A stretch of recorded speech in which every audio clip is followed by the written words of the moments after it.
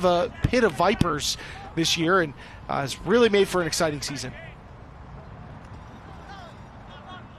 Matt LeBar again working it up the sideline, then throwing deep to Cowan, who was able to get position against Eric Nardelli, Philadelphia legend out of University of Delaware, but it's the Grinnell College. That's in Iowa, Keith, in case you want to take out your Google Maps. Max Shepard, former Thunderbird. Those two face off in the Commonwealth Cup, which this year was won by Philadelphia. Mott into the end zone, and Tristan Yarder decides to go with the safe play as Scott Heyman gets goal number 2. Well, of course he's not going to take out his own former.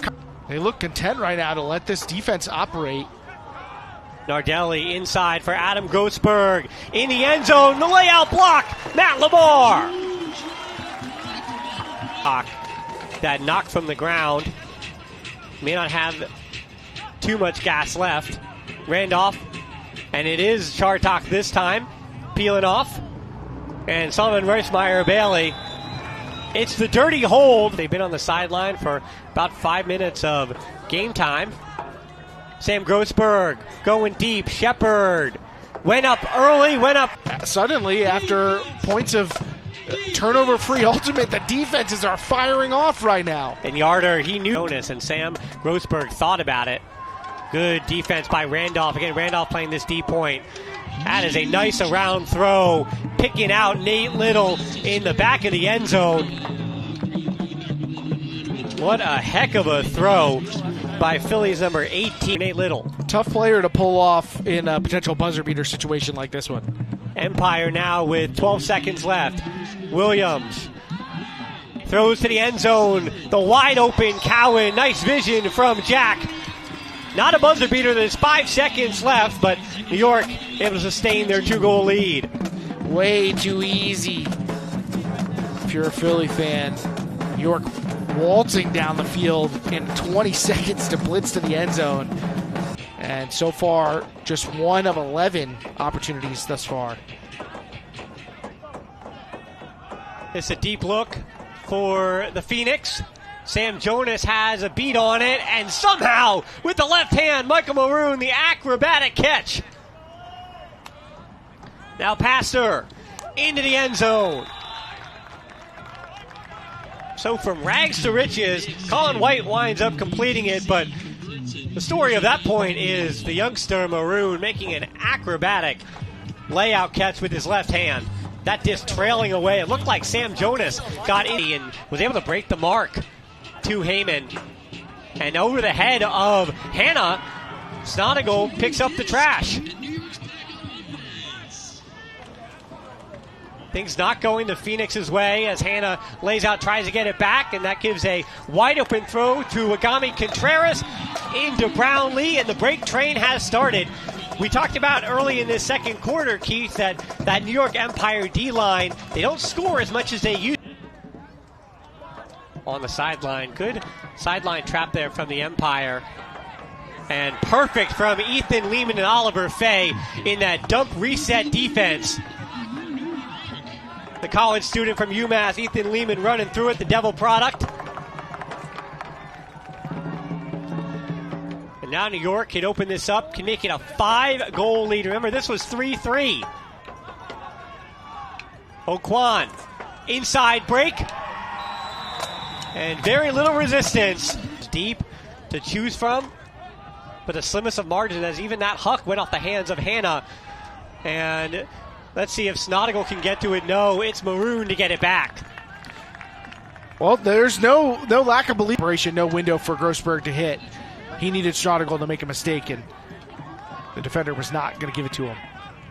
Well, we talked about in the first quarter, there was that long point as Davis puts this one up for Agami Contreras.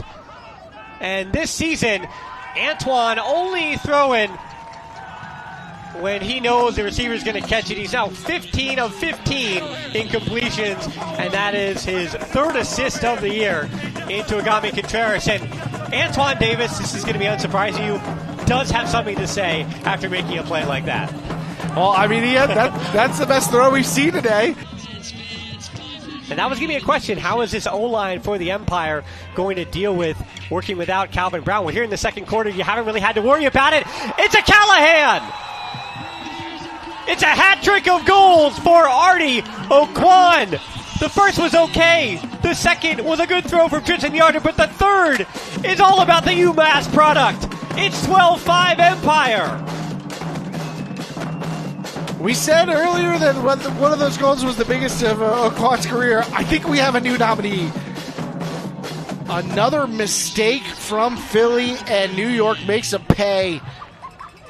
It goes off the hands of Thornton, which gave it enough. Anthony Nunez says on games like that end the season, as Heyman goes deep, and Tober above the crowd snatches it out of the air against Simmons and Jonas.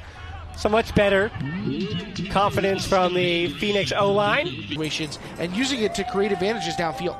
Well, Grossberg has been dealing with Agami Contreras all day.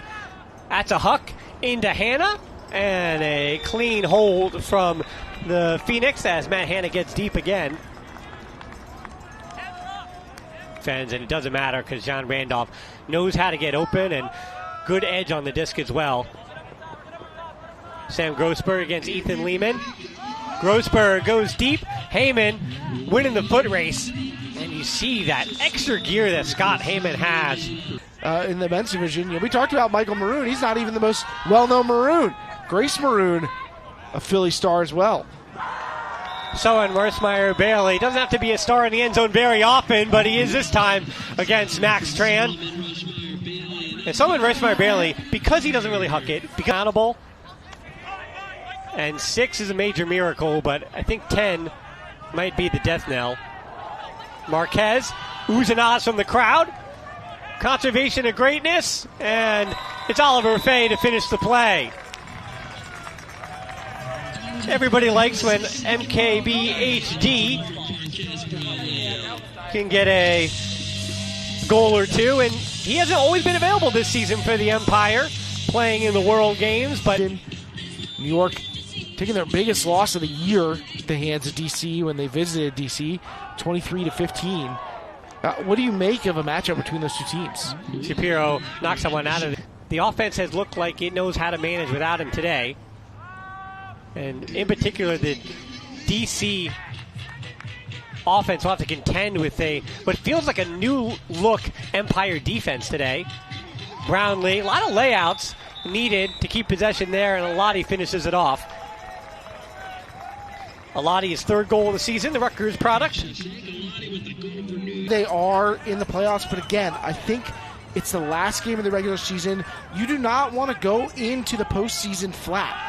I think both teams are going to be looking to fire off and make a bit of a statement, with the asterisk that they're going to not want to show their full hands. They're going to want to keep something close to the vest. And Yad, the exclamation point, makes a statement with that grab over Little, 23-13. And we did speak about how at the start of the year, Keith, I listen to our podcast. I know that we didn't really mention them in the goal leaders categories.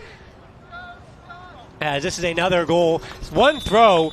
That is something that certainly the Empire D-line will get a talking to, and Alati already giving Agami Contreras and Simmons a talking to, but I continue to be flummoxed by why that wasn't plan A. Hey, where they will head on the road in a few weeks' time against DC, but don't go that far because the regular season ends next week against the Boston Glory again here at the stadium at Memorial Field. And Alati watches that clock go to 0. 24-16 your final. And the Empire this year, Keith, were waiting for that game. They were waiting for that game where they stamped and said, hey, look at us. Yeah, we beat DC in double overtime, but this is the kind of game that might make New York feel like they're still a postseason favorite. It certainly looks like it. I mean, if you watch the way that this team just